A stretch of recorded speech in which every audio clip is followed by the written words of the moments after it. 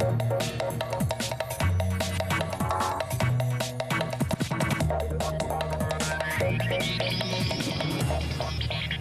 everyone, Heidi Mai, welcome to the show. It's Thursday the 6th of September and just before 5 this evening, Luciano Pavarotti's manager sent a text to Reuters announcing that the much-loved tenor had died. We have two very special guests tonight, our own opera great Dame Malvina Major and opera lover Lindsay Perigo, who once interviewed the man who could sing like this.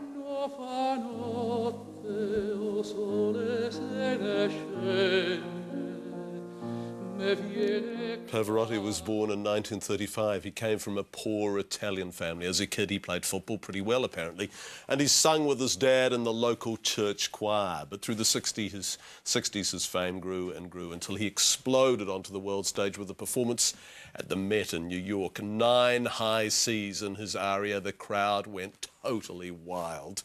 It was 1972 and he's been a superstar ever since. Pavarotti loved music, obviously. He loved football.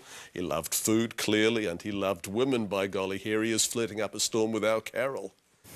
No complaint, no regrets, no melancholy, at least for the moment. Until I am here in front of the camera and with a beautiful girl like you to observe, I cannot be melancholic. How different is it to sing to audiences here, audiences that are perhaps not so historically steeped in opera? Well, if you go out of Italy, most of the people don't understand Italian. But they all understand the music. Our music doesn't change. Our music is like an old furniture. Then you have represent very well, you have to clean it and do everything like that. And then say, this is this most beautiful arias. Then it was written from this famous composer more than 100 years ago. And that is the reason why it's an antique furniture.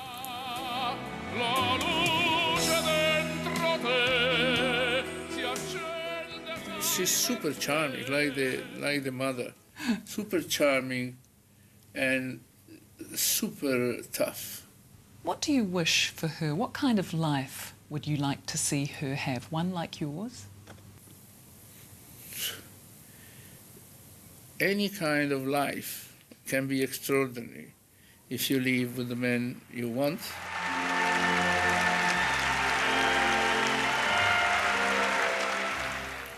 If you have what you want, the children you want, if you want. Luciano Pavarotti talking to Carol. OK, it's my great pleasure to welcome to the show Dame Malvina Major, our very own opera star, now Professor of Music at Canterbury University, and Lindsay Perigo, opera enthusiast, journalist, broadcaster, who once interviewed Luciano Pavarotti. Welcome, both of you, to the programme.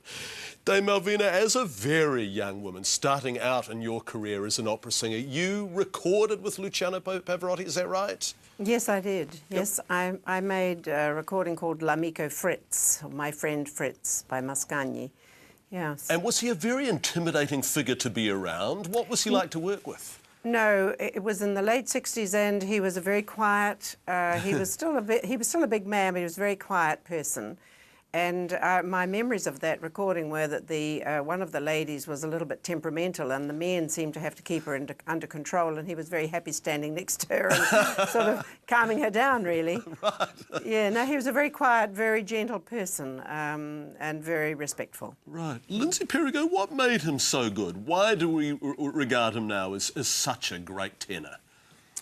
I think partly tenacity. You know, it took many years for his career really to take off. It took many years of really thorough, solid training and mastery of his technique. He was a master technician, and it also took pairing up with Dame Joan Sutherland in the mid-60s, because she was a big superstar then. He paired up with her, taking somebody's place who'd fallen ill, and then he kind of basked in her glory before making it on his own. I have to say, the time I met him, John, he didn't flirt with me the way he did with Carol. Whatever was wrong with him, Lindsay? I've absolutely no idea. Goodness. Dave Malvina, he was renowned for the way he looked after his voice. He was notorious for pulling out of concerts at the relatively last moment. This meant he had a very long career, didn't it? Well, it did mean he had a long career. He did look after himself, but that voice, you know, there aren't very many people born with that sort of instrument. It was the sort of instrument that you get once in every, I don't know, 100 years, really. You know, it was extraordinarily strong, powerful instrument, and he did take care of it. We all take care of our instruments. We all, you know, I mean, he drank wine, which is something that you have to be careful about, but he was Italian, and Very much so. he had to have wine and pasta, which of course I guess didn't help his voice or his health really, but you know, he did look after himself. He was meticulous in his dress. I noticed when he sang that he loosened his jaw and his tongue a lot. He used to work a lot with the mouth to keep everything free and open. But the instrument itself was could tear your heartstrings out. It was such a beautiful, beautiful instrument. Lindsay, he was very big business, wasn't he? There was a large industry surrounding him, and I know as a journalist it was very difficult to get through the industry, and you had all sorts of minders making it difficult for you to get an interview with him, but in the end you just called him directly. That's right, isn't it? Well, that's what eventually the flunky told us. We knew he was coming to Australia, but not coming to New Zealand on that occasion, and we had tried to get through, and on the day of his arrival we rang again and got whichever flunky it was, and he said, look, ring this number, ring this extension and make your own arrangement. I said, well, who will that be? And he said, the maestro himself. And so I rang the number, asked for the extension and get, hello?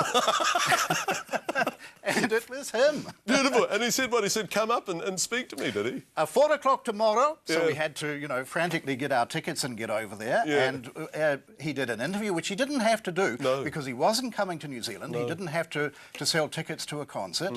He not only did a lovely interview, but he did a promo at the end for us.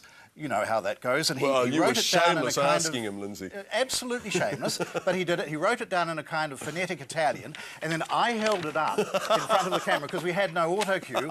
I'd be on Sunday frontline with Lindsay Perigo. I see you. It's beautiful. We've still got it. Beautiful. Dave Malvina, when history looks back on him, how will he judge him? Was he a great performer? Was he a sort of... Did he have the Maria Callas passion on the stage, or was he a master technician? No. What was he? No, he had a very, very, very superb voice, an instrument that will be remembered for its colour and its velvet quality and its strength. He wasn't a great actor. He just had to stand and sing, really.